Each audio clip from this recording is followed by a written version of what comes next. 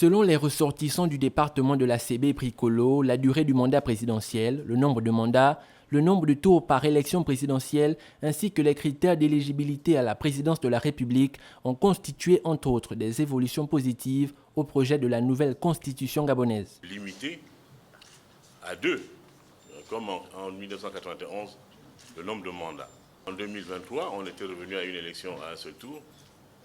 Et là, en 2024, on propose, ce qui est proposé, c'est une élection à 2 tours. Il faut être marié, c'est-à-dire que le célibataire est exclu.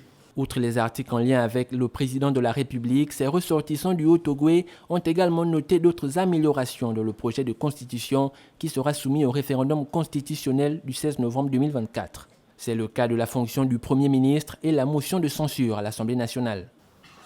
Le président de la République, dans la proposition qui est faite, sera le chef du gouvernement. Donc ici, il s'agit simplement de prendre en compte une réalité qui est là depuis longtemps. Dans la proposition qui va être soumise au vote, il n'y a plus la motion de censure. Le Parlement, l'Assemblée nationale plus précisément, ne peut plus censurer le gouvernement. Mais là aussi, il s'agit de mettre dans les textes la réalité. La dernière motion de censure qu'on a eue au Gabon date de plus de 30 ans. À l'époque, le Premier ministre s'appelait Casimir Oyemba. Avec pour chef-lieu Okonja, le département de la CB Pricolo est l'un des 11 départements de la 2e province du Gabon.